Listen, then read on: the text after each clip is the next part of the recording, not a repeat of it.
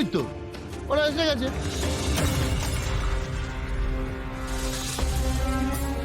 এই তো দিয়া।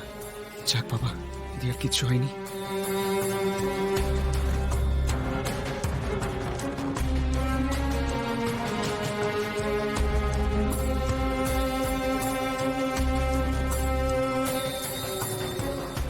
কোথায় রেখেছিস দিয়াকে? কোথায় লুকিয়ে রেখেছিস দিয়াকে? কাকু, আমি দিয়াকে দেখিনি। দিয়া কথা আমি কি করে বলবো?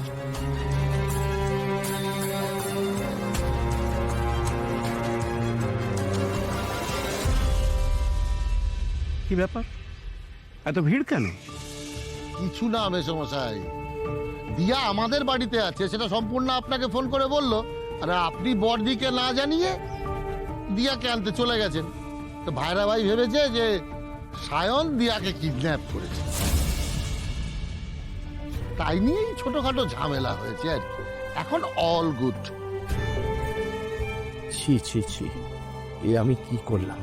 আমার দিয়া মাকে আমি বিশ্বাস করলাম না, তার সম্মান আমি ধুলোয় মিশিয়ে দিলাম।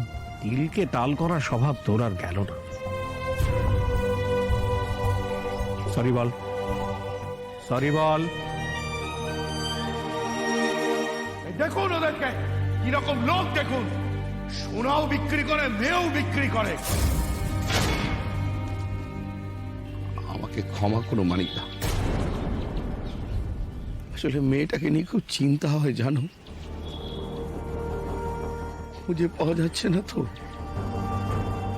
তাই মাথাটা ঠিক রাখতে পারিনি। সরি।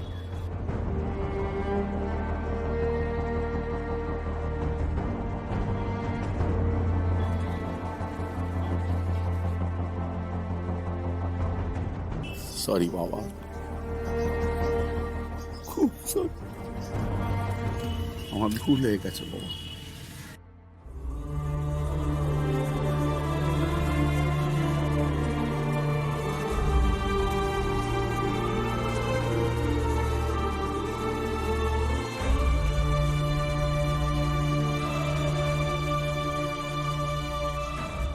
ভগবান, আমরা একই পাড়ায় থাকি, দিয়া তো আমার মেয়ের মতো।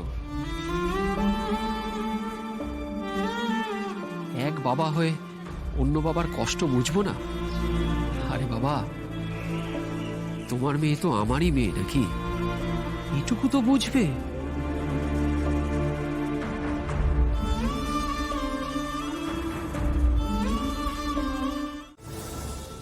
পূর্ণ, আমার ভুল হয়ে গিয়েছে, অন্যায় হয়ে গিয়েছে, ক্ষমা চাইছি তো তোমাদের কাছে।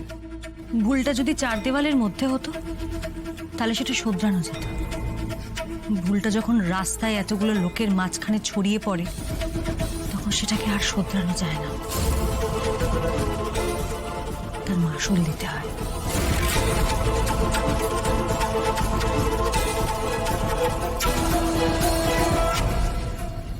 সামনে দিয়ার পরীক্ষা, সায়ন যদি একটু দিয়াকে পড়াতো তাহলে ও রেজাল্টটা ভালো করতো।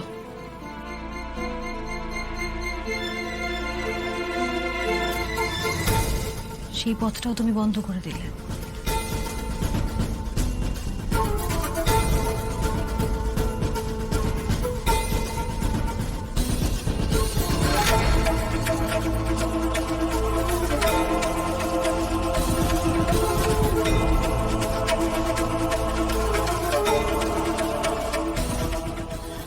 বিশ্বাস করুন, আমি এই সমস্ত কিছু কিচ্ছু জানি না। আমি আর দিয়া শুধুমাত্র ভালো বন্ধু। আপনি আমাকে ভুল বুঝছেন। প্লিজ, দিয়াকে নিয়ে কোনো বাজে কথা বলো না, খুব ভালো মেয়ে।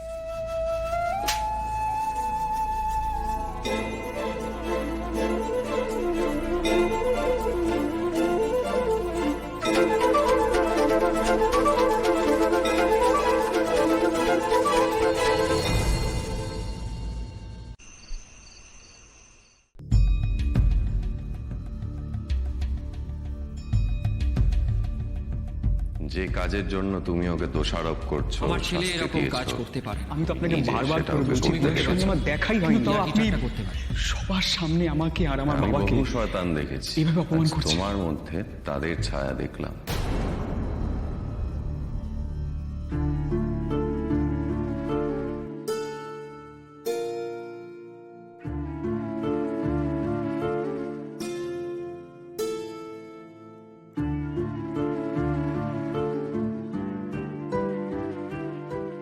কোথায় রেখেছিস দিয়াকে? কোথায় লুকিয়ে রেখেছিস দিয়াকে? কাকু আমি দিয়াকে দেখিনি, দিয়া কথা আমি কি করে বলবো?